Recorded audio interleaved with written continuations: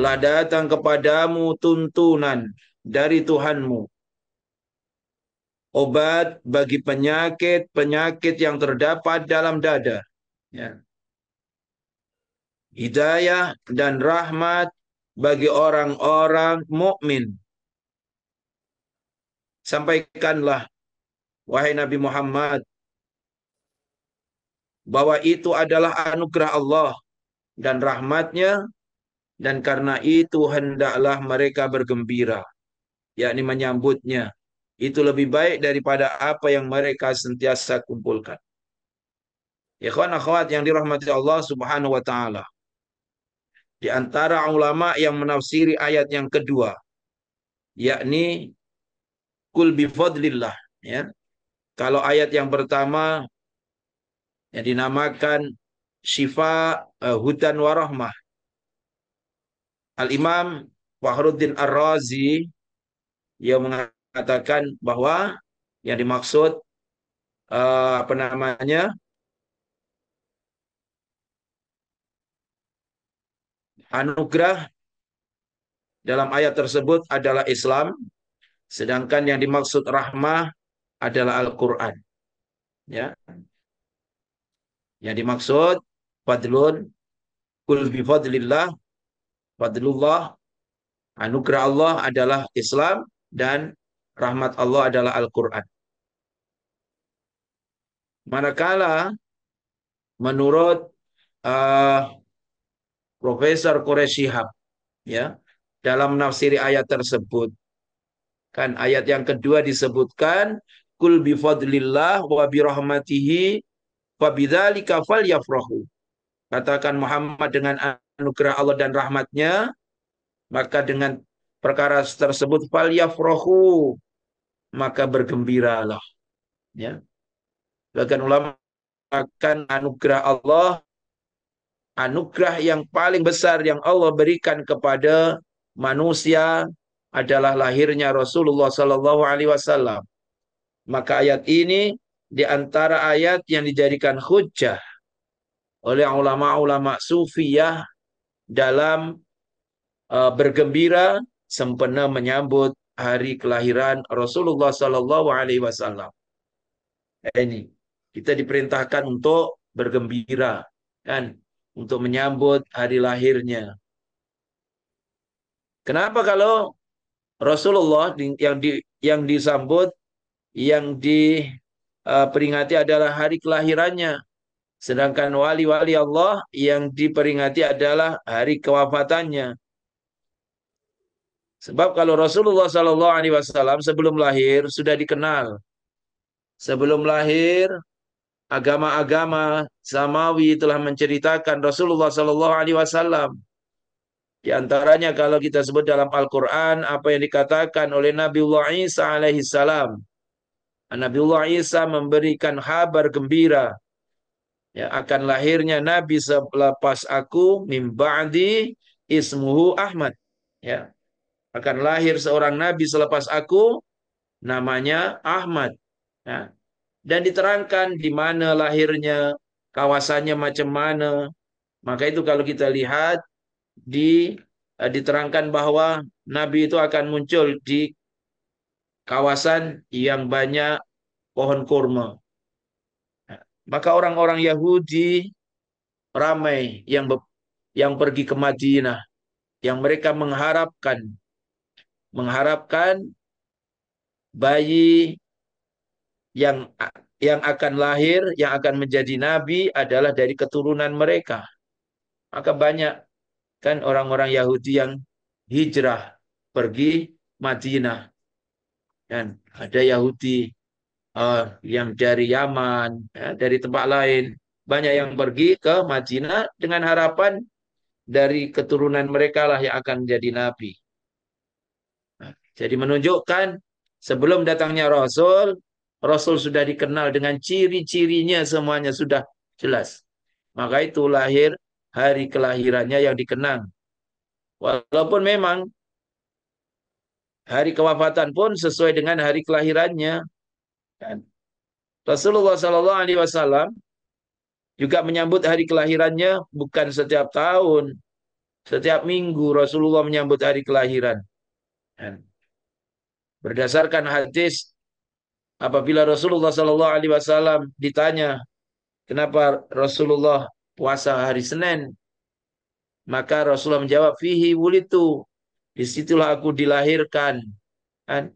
Di situ juga diturunkan wahyu pertama kepadanya. Ini menunjukkan bahwa Rasulullah juga memperingati hari kelahiran, hanya saja dengan cara yang lain. Maka kata Profesor Quraisy Shihab, sudah sewajarnya bagi apa namanya orang-orang yang beriman akan bergembira ya dengan lahirnya, menyambut dengan lahirnya Rasulullah Sallallahu Alaihi Wasallam dengan bermacam-macam cara, ya, di antaranya adalah dengan membaca sirahnya, dengan membaca maulid, membaca sirah, diadakan apa namanya menghidup-hidupkan sunnah Rasul, sunnah Nabi dan lain sebagainya. Baik. Kemudian Rasulullah Shallallahu Alaihi Wasallam, Allah sebutkan Rasul ini di antara keistimewaan Rasul Shallallahu Alaihi Wasallam adalah Rasulullah sebagai rahmat bagi alam. Wa ma arsalnaka illa rahmatan lil alamin. Dan aku tidak mengutus kamu Muhammad kecuali sebagai rahmat bagi alam. Ya. Kalaulah para nabi, para rasul yang lain diutus hanya kepada kaumnya masing-masing, tapi kalau rasul kepada alam sebagai rahmat bagi alam. Maka kalau kita kembali kepada salah satu hadis qudsi, laulaka ma khalaqtul aflak. Kalau bukan karena kamu Muhammad, aku tak ciptakan cakrawala dan seisinya. Ya. Maka itu datangnya Rasulullah sebagai rahmat, sebagai rahmat kepada alam. Bukan hanya setakat kepada manusia, bahkan Rasulullah juga diutus kepada apa? Kepada malaikat, litasyrif, untuk memuliakan malaikat. Baik. Kemudian yang nomor dua, Allah Subhanahu wa taala memberitahu kita akan keistimewaan Rasulullah sallallahu alaihi wasallam adalah wa innaka la'ala khuluqin azim. Sesungguhnya kamu mempunyai akhlak yang agung. Akhlak Rasulullah adalah akhlak yang agung, akhlak yang sempurna. Maka itu Sayyidah Aisyah radhiyallahu anha apabila ditanya tentang akhlak Rasul, karena khuluquhul Quran. Ya. Akhlaknya Rasulullah adalah akhlak Al-Quran. Apa yang ada dalam Quran, ya, Ghafurun, Rahimun, Latifun, Syakurun, contoh lah. Semuanya itu adalah akhlak Rasul Sallallahu Alaihi Wasallam. Rasulullah pemaaf lah, Rasulullah penyabar lah, Rasulullah banyak syukurnya lah. Itu semualah akhlak Rasulullah Sallallahu Alaihi Wasallam. Ya. Sedangkan diutusnya Rasul Sallallahu Alaihi Wasallam adalah untuk kita jadikan panduan, untuk kita jadikan uswah. Ya. Laqad kana lakum fi Rasulillahi uswatun hasanah. Kan? Dalam diri Rasulullah Sallallahu Alaihi Wasallam terdapat suri tauladan yang sangat baik bagi kita. Apapun suri tauladan, apapun yang berlaku, yang dilakukan oleh Rasulullah sebagai uswah, sama ada ucapannya ataupun perbuatannya. Sebab perbuatan dan ucapannya senantiasa hanya berkisar dalam perkara-perkara yang sunnah dan yang wajib. Semua perbuatannya menjadi sunnah. Ya. Bermula daripada bangun tidur hinggalah sampai nak tidur balik. Semuanya jadi ikutan, jadi tauladan. Maka tak akan ada sesiapapun yang mampu mengikutinya, tak akan ada. Maka sekurang-kurangnya mana yang termampu, kan? Mana yang termampu kita mengikutinya. Kita tak mampu mengikuti semuanya, maka kita mengikuti semampunya, kan? Semampunya. Ini contoh paling mudah bangun tidur, apa yang dilakukan? kemudian masuk toilet, kaki mana dulu, apa yang dibaca, keluar dari toilet, apa yang dibaca, dan itu semua adalah dicontohkan oleh Rasulullah Sallallahu Alaihi Wasallam. Maka itu istilahnya ada sunnah kauliyah, ada sunnah fi'liyah. Sunnah yang merupakan ucapan Rasul, doa-doa contohnya. Ataupun fi'liyah, perbuatan-perbuatan Rasul, contoh. Nah, kalau masuk toilet yang melangkah kaki kanan dulu atau kiri dulu, misalkan. Kita tak mampu mengikuti sunnah yang berat-berat, kita berusaha mengikuti sunnah yang mudah-mudah. Nah ini. Tapi bukan semua manusia yang mampu mengikuti Rasul. Sebab Allah Subhanahu wa taala sendiri mengatakan siapa liman kana yarjullah. Ya. Rasulullah sebagai uswah hasanah itu liman kana yarjullah bagi orang-orang yang mengharapkan keridhaan Allah. Kan? Wal yaumal akhir dan mengharapkan kebahagiaan hari akhir. Kalau yang dicari hanya kebahagiaan dunia saja, tak akan mampu lah mengikuti Rasul. Dan wa zakarallah ta'ala wa zakarallah katsira dan banyak menyebut Allah Subhanahu wa taala. Ya, bagi mereka yang tak pernah mengingati Allah, menyebut Allah, tak akan mampu lah mengikuti Rasul. Maka itu mudah-mudahan Allah tanamkan dalam jiwa kita, di setiap sanubari kita, Allah jadikan kita hamba-hambanya yang yarjullah, ya, yang sentiasa mengharapkan keridhaan Allah, ya, yang mengharapkan kebahagiaan akhirat. Sebab macam manapun juga, walal akhiratu khairul laka minal ula. Akhirat lebih baik kan bagi kita daripada dunia. Kemudian moga-moga Allah Subhanahu wa taala juga jadikan kita insan-insan yang senantiasa ingat banyak menyebut Allah Subhanahu wa taala. Ya, mudah-mudahan dengan demikian kita akan mampu mencontoh Rasul, mampu mencontoh kesabaran Rasul, dicaci maki pun Rasulullah diam, wa in khusima yasmut wa la yujawib. Agak-agak lah, agak-agak kalau kita dicaci dimaki ini kita jawab atau kita diam. Rasulullah Shallallahu Alaihi Wasallam berangkat ke masjid, diganggu, kan? Diganggu oleh wanita Yahudi, kan? Hari-hari setiap berangkat ke masjid diganggu oleh wanita Yahudi. Tapi apabila suatu saat Rasulullah tidak mendapati wanita tersebut dan setelah dicari-cari ternyata wanita itu sedang sakit. Apa yang dilakukan oleh Rasul?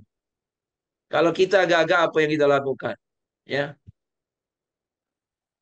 kalaulah kita mendengar orang yang selalu ngacau, berangkat khususi aja dikacau, berangkat khususi dikacau misalkan, khususi dikacau, kemudian kita dengar orang itu sakit, agak-agak apa yang terkeluar dari lisan kita padan muka, kan? Tapi Rasulullah Shallallahu Alaihi Wasallam adakah gitu? Tidak. Rasulullah ini lemah lembut. Ya, Rasulullah carilah wanita itu dan didapati sakit. Kemudian Rasulullah ziarah, bahkan Rasulullah menyuapi memberikan obat. Ini dengan ketabahan, kesabaran Rasul. Pada akhirnya wanita itu masuk Islam. Itu diantara kehebatan Rasul. Maka tak akan ada orang yang dapat menyamai Rasul, apatah lagi nak melebihi Rasulullah Sallallahu Alaihi Wasallam. Tak akan ada. Rasulullah adalah insan yang sempurna. Dan Rasulullah insan yang sempurna. Tak akan ada sesiapa yang dapat menyamai Rasul, apalagi nak lebih baik daripada Rasul. Mulai zaman Nabi Adam sampai hari kiamat, tak akan ada orang yang dapat menyamai Rasul. Apalagi nak melebihi Rasulullah Sallallahu Alaihi Wasallam. Maka itu di antara perkara yang perlu kita i'tikadkan dengan i'tikad yang mantap akan keistimewaan Rasulullah Sallallahu Alaihi Wasallam. Maka memang berat, ya. Apa kata Rasul? La yu'minu ahadukum. Tak sempurna iman kalian sehingga Allah dan Rasulnya lebih dicintai daripada kedua orang tuanya, daripada dirinya, daripada manusia semuanya. Sejauh mana kita meletakkan Allah, sejauh mana kita meletakkan Rasulullah Sallallahu Alaihi Wasallam dalam kehidupan kita. Maka itulah yang akan kita dapatkan nanti. Kan? Maka pentingnya kita ini mengenal Rasulullah Sallallahu Alaihi Wasallam, bukan setakat mengenal seperti umumnya orang mengenal, kan? Siapa namanya, lahir kak mana, ayahnya siapa, ibunya siapa, kemudian dia hijrah ke mana, wafat kak mana, dimakamkan kak mana. Bukan itu saja. Ya, yang seharusnya kita mengenal Rasul lebih daripada itu, kan? Sebab Rasulullah Shallallahu Alaihi Wasallam dikatakan oleh kalau kita imbas kembali dalam apa namanya dalam Al-Muntakhabat jilid 1 juga, ya, maka itu Sayyidina Ali karamallah wajah mengatakan apa? Eh, isi kandungan Al-Quran semua terkumpul dalam surah Al-Fatihah, ya. Dan isi kandungan Fatihah terkumpul dalam basmalah, dan isi kandungan basmalah terkumpul dalam baknya Bismillah, dan bak terkumpul dalam titik yang ada di bawahnya itu. Maka itulah yang dikatakan oleh ulama Sufiyah, itu merupakan asal usul. Titik itulah merupakan Nur Muhammad. Nur Muhammad yang merupakan asal usul segala sesuatu. Kalau kita kembali kepada setelah mukaddimahnya Muntakhabat Juzuk 1 yang membahas tentang Nur Muhammad, kan, yang diriwayatkan oleh sahabat Jabir.